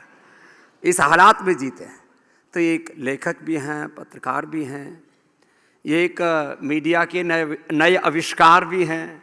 और अभी हमारे आदरणीय श्री धर्मेंद्र प्रधान जी धर्मनगरी के इस प्रांगण में आकर के उन्होंने धर्म के बहुत से सूत्र आपको दिए। उन्होंने कहा वो एक प्रमाण भी है और एक सांस्कृतिक लोकतंत्र है, एक वैचारिक लोकतंत्र है। उनकी एक स्वतंत्र विधा है अपनी बात को कहने की। मैंने बहुत वर्षों के बाद हमारे भाई राकेश जी ये किताब ले आए, 2-3 उनकी, मुझसे कहा कि स्वामी जी आपको जितना वक्त है आप हरिद्वार से लेकर के दिल्ली तक इसको पढ़िए। तो मैंने कई वर्षों के बाद पढ़ा तो माने उनमें इतना रस है। भगवान के लिए कहा जाता है रसो वैसा, भगवान तो रस से आप्लावित हैं, उनमें सब रस है, तो इनमें भी सब रस है। इन्होंने बहुत सी चीज़ें इसमें इनकी किताब में लिखी। मैंने कहा मैंने कोट कर दी इनको तो सीधा मुझ पर मुकदमा हो जाएगा, लेकिन वो इतने ठाठ से रहते हैं और माने निर्दोष भाव है उनके अंदर। और मैंने 3 पत्रकारों को बड़े शिखर छूते देखा है और माने इनका कोई सपना नहीं था कि मुझे कोई बहुत बड़ा टीवी चैनल बनाना है और उसको भी वर्षों से नंबर 1 रखना है और इतने अल्प समय में एक शून्य से यात्रा शुरू करके उसको शिखर पर ले जाना है। और वो भी गला काट स्पर्धा है साहब। आज इलेक्ट्रॉनिक मीडिया का कोई चैनल बना करके उसको एक नई प्रतिमानों के साथ चलाना कोई आसान काम नहीं है। तो इस प्रतिस्पर्धा के इस युग में भी उन्होंने आत्मस्पर्धा करते हुए और एक नया प्रतिमान गढ़ा है, उसके लिए भी एक बार इनका जोरदार अभिनंदन है। टीवी 9 भारतवर्ष को जो इन्होंने ऊंचाई दी है वो इन्हीं का आविष्कार था। वो भी नहीं तो कहीं कन्नड़, तेलुगु, तमिल, मलयालम में वो एक चैनल था, उसको इतना शिखर आरोहण आपने दिया है। अब ये हेमंत शर्मा, मैं पढ़ रहा था रामबुद्ध राय जी को इनके बारे में बात करते हुए कि जन्म से ब्राह्मण है लेकिन कर्म से सर्वसमावेशी है। माने इनका प्रेम हर जाति से, हर मजहब से, हर पंथ से, जैसे हमारे आदरणीय धर्मेंद्र प्रधान जी कह रहे थे, वैसी जैसे उल्टे दिमाग वालों से लेकर के माने उनके साथ इनकी मित्रता कैसे हो जाती है। कौन सी मिठाई ले जाकर के उनको खिलाते हैं या भांग पिलाते हैं, लेकिन अद्भुत है साहब। तो हेमंत शर्मा जी, आजकल सनातन पर जातिवाद के गंभीर आरोप लगते हैं, लेकिन शर्मा नाम रखते हुए भी कोई ब्राह्मण, क्षत्रिय, वैश्य, शूद्र, आदिवासी, वनवासी, भारतवासी सबका कोई प्रिय है तो हेमंत शर्मा जी। राजनीतिक साम्राज्य बनते बिगड़ते रहते हैं, आर्थिक साम्राज्य बनते बिगड़ते रहते हैं, लेकिन सांस्कृतिक साम्राज्य जीवंत रहते हैं, उसका काशी प्रमाण है, पूरा भारतवर्ष उसका प्रमाण। और उस सांस्कृतिक विरासत के, उस धरोहर के हमारे शाश्वत प्रतिनिधि हैं हेमंत जी। उनके लिए एक बार फिर से बहुत बहुत अभिनंदन है। वह हमारे गौरवशाली अतीत के जो है पुरुषार्थपूर्ण वर्तमान है और भविष्य की हमारी आशा और विश्वास भी हैं। आज हम यहाँ हेमंत जी को अपना प्रेम अभिव्यक्त करने के लिए आए हैं। उन्होंने कई बार मुझसे कहा हम भी सुबह 4 बजे से लेकर के 10 बजे तक हमारे वर्किंग आवर्स रहते हैं। जब से हम बैठे हैं तब से हमारे कुमार विश्वास भाई कह रहे हैं कि मुझे उत्तराधिकारी घोषित कर दो, अब सुबह 4 बजे उठने के लिए तैयार हो तो कल से ही। तो ये हमेशा भाषण त्याग के देते और हमेशा चेक की बात करते और लगोटी तो आपने साहब वो एक अहीर की कहानी लिख रखी है, में बहुत जोरदार लिखते हो साहब। बोलेंगे गाय जैसे सीधे, और पता नहीं क्या क्या लिख रखा है, मैं ज़्यादा नहीं बोलूँगा। साहब, आज हम सब एक विशेष व्यक्तित्व के लिए यहाँ पर आए और हेमंत ने 60 के हेमंत ने सबके ठाठ कराए। आज सब यहाँ बहुत आनंद से सम्मिलित हैं इस उत्सव में। इतनी सभ्य और इतनी आनंदपूर्ण उपस्थिति जिसमें सब ने पूरा एंजॉय किया है। एक बार हेमंत जी के लिए फिर से बहुत बहुत अभिनंदन है। और आपने जो एक यहाँ पर जो बनारसी होने का, काशी का एक अर्थ तो काशते प्रकाशते जो भी विद्वान लोग करते हैं। मैंने एक से पूछा बनारस का मतलब क्या, बोले जहाँ रस बना रहता है, जहाँ का रस कभी खंडित नहीं हो रहता, अखंड है।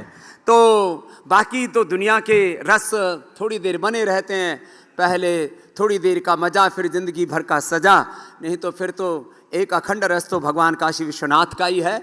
अमृत है हरि नाम जगत में, चलो ताली बजा लो जरा, यही तो है अभी, और क्या करना है।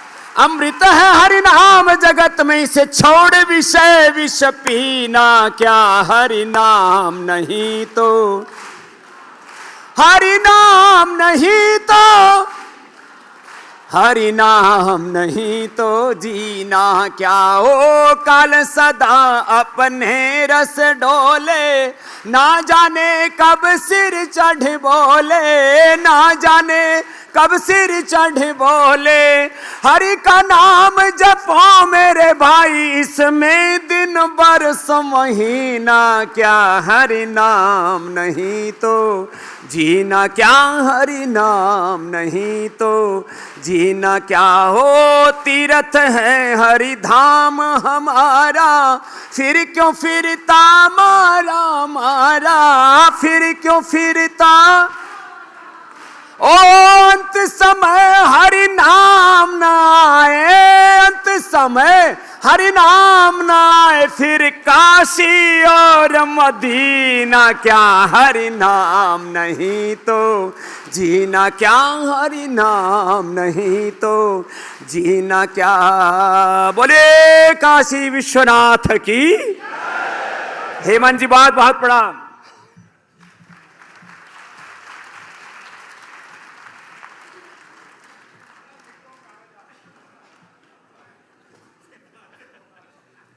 हेमंत भाई, अब तो आपको आना पड़ेगा आभार प्रकट करने के लिए।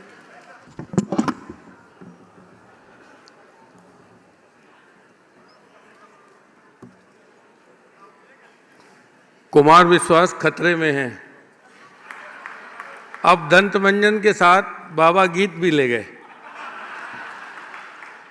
और आप जानते हैं कि बाबा की मार्केटिंग स्किल इस समय सबसे ज़्यादा है, और उन्हें किसी मॉडल की भी ज़रूरत है नहीं।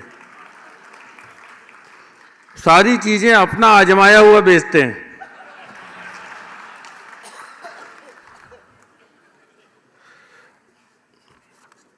पातंजलि और चरक के बाद योग और आयुर्वेद को घर घर तक पहुंचाने वाले स्वदेशी स्वावलंबन और राष्ट्रीय स्वाभिमान की साक्षात मूर्ति, असली योगी बाबा रामदेव जी।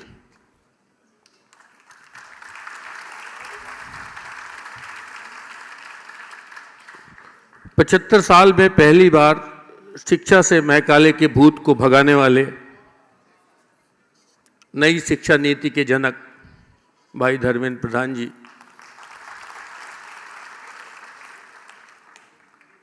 कुछ लोग चुनाव लड़कर प्रधान होते हैं, आप जन्मजात प्रधान हैं।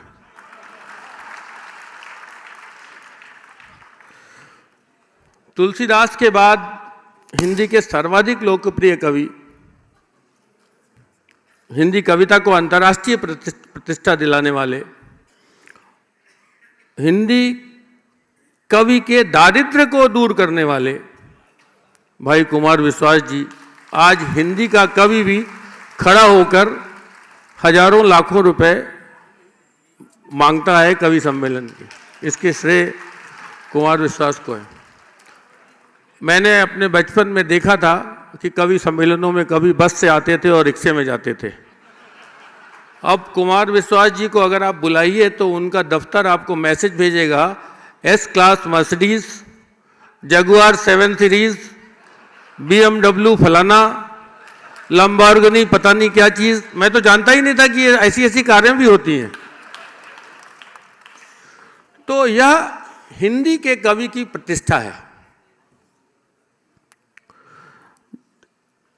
जब राजनीति में पढ़ाई लिखाई का अकाल पड़ रहा हो तो ऐसे में प्रोफेसर राम गोपाल जी के पर निगाह बरबस पड़ती है।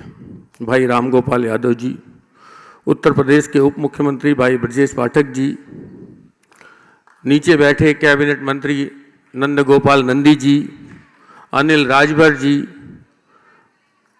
उत्तर प्रदेश के तकनीकी शिक्षा मंत्री आशीष पटेल जी, स्टाफ मंत्री भाई रविंद्र जायसवाल जी, हालांकि वो छूत छुड़ाने के लिए अभी अभी आए हैं,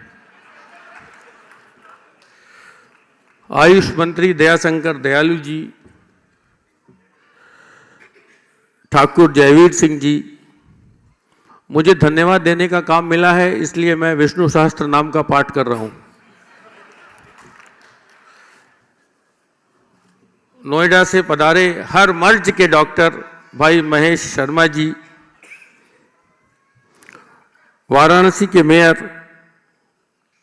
प्रथम नागरिक अशोक तिवारी जी, राजनीति, समाज विज्ञान और अंतर्राष्ट्रीय संबंधों के अद्भुत विद्वान प्रोफेसर पुष्पेश पंत जी, BHU के प्रोफेसर और संकट मोचन मंदिर के महंत आदरणीय विश्वम्भरनाथ मिश्र जी, मेरे मित्र राकेश दत्त त्रिपाठी जी, दुबई से इसी कार्य के लिए आए भाई यशवंत देशमुख जी, पद्मश्री नागेंद्र जी जो बेंगलोर में स्वामी विवेकानंद के नाम पर योग विश्वविद्यालय चलाते हैं, पद्मश्री के त्रिपाठी जी, पद्मश्री राजेश्वर आचार्य जी, पद्मश्री रजनीकांत द्विवेदी जी, पद्म भूषण आचार्य देवी प्रसाद द्विवेदी जी, भुवनेश्वर से अपनी शिव स्तुति के लिए खास तौर पर आई अभिलिप्सा पांडा जी, किताब के प्रकाशक प्रभात जी, लोकार्पित हो रही पुस्तक के संपादक भाई उमेश प्रसाद सिंह जी। उमेश प्रसाद सिंह और मैं साथ साथ पढ़ा हूँ, BA MA और PhD मैंने साथ की है। उनके और मेरे में एक और समानता है कि वो भी एक रिक्शे के पीछे अपनी साइकिल चलाते थे, मैं भी एक रिक्शे के पीछे अपनी साइकिल चलाता था। मैं जिस रिक्शे के पीछे अपनी साइकिल चलाता था विश्वविद्यालय में, वो अब हमारी धर्मपत्नी है। और उमेश प्रसाद सिंह का रिक्शा धोखा दे गया और बाद में उन्होंने इस विरह में एक किताब लिखी जिसका शीर्षक था मैं तुम्हारा पता नहीं जानता।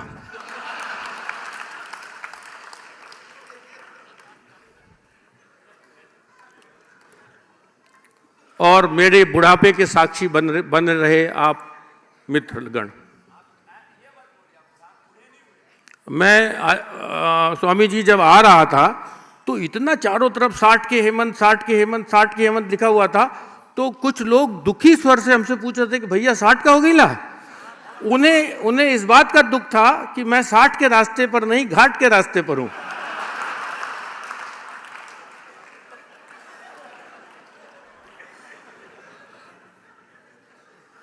मैं आप सबको, भाई शीतल सिंह भी दिल्ली से आए हैं, पांडे आनंद जी, पारितोष चतुर्वेदी जी, कुंदन बम्बई से आए हैं।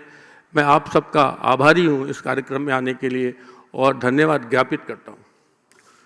मित्रों, अब लगता है जब धर्मेंद्र जी ने मुझे कहा कि आप 60 के नहीं लगते, बाबा जी ने भी कहा कि आप 60 के नहीं लगते, जबकि मैं बाबा जी की कोई गोली भी नहीं खाता हूं। बाबा जी के पास जवान बने रहने की भी गोली है और संतानोत्पत्ति की भी गोली है।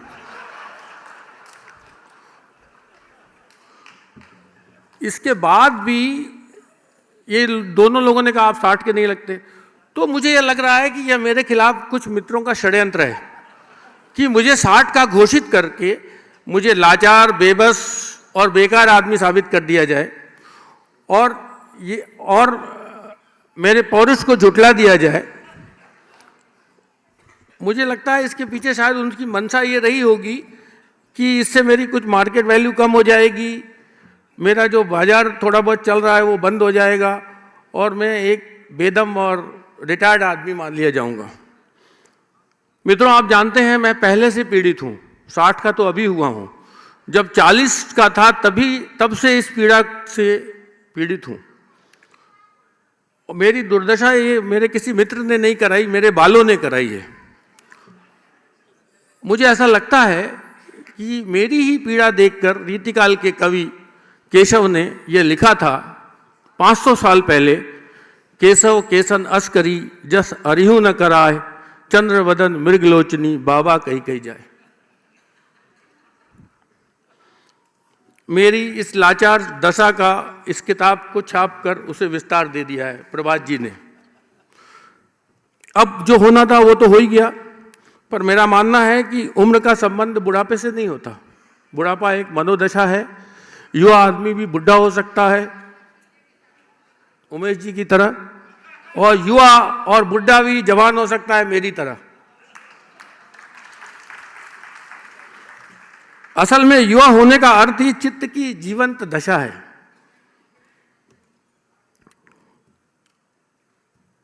यह दशा जीवन में उत्सव, आनंद, उमंग, उल्लास, मस्ती, रस, राग, रंग से आती है।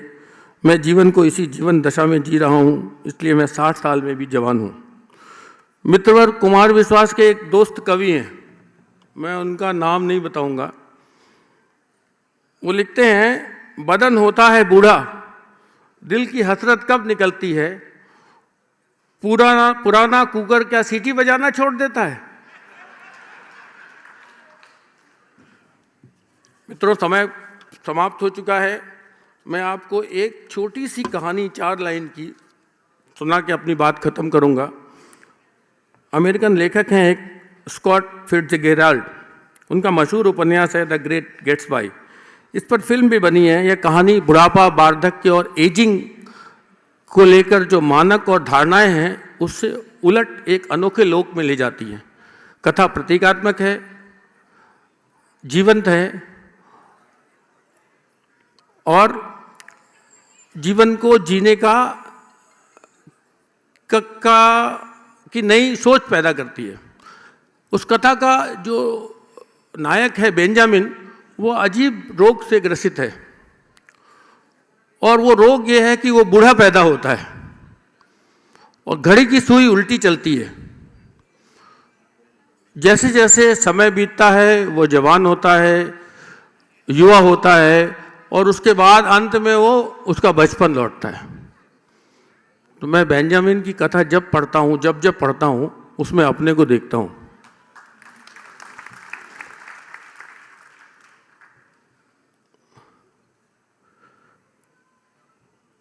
कथा के हिसाब से यह मेरी युवा अवस्था है, बचपन अभी आना है।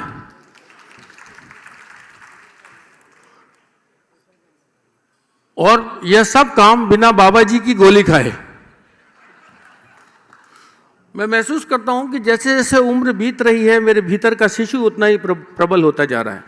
जीवन में थकान नहीं है, चेतना प्रबल हो रही है, आनंद, उल्लास और उत्सव जीविता के साथ जीवन जीने का आग्रह बढ़ता जा रहा है। मैं जीवन का अंत इसी उत्सव धर्मिता के साथ जीना चाहता हूँ। चीनी दार्शनिक कन्फ्यूशियस कहता था कि मनुष्य के आसपास का परिवेश उल्लसित होना चाहिए। कोई व्यक्ति तब तक बुद्धिमान नहीं हो सकता जब तक उसका संसार ज्ञानी, मनोरंजक, आनंददायी और मजाकिया लोगों से खाली न हो। मैं सौभाग्यशाली हूँ कि मेरा संसार ऐसे लोगों से भरा पड़ा है। जीवन में आनंद की यह गूंज बनी रहे, मन बनारस में रहे, तन भले दिल्ली में रहे। सिर्फ खुद के नहीं, दूसरों के आनंद की भी रचना करे। बाबा विश्वनाथ से यही कामना करता हूँ। आप मुझे आशीर्वाद दें। आप सबका बहुत बहुत आभार, धन्यवाद, नमस्कार। वंदे मातरम, वंदे मातरम, सुजला सुफला मलयज शीतला, सस्यश्यामलां मातरं वन्दे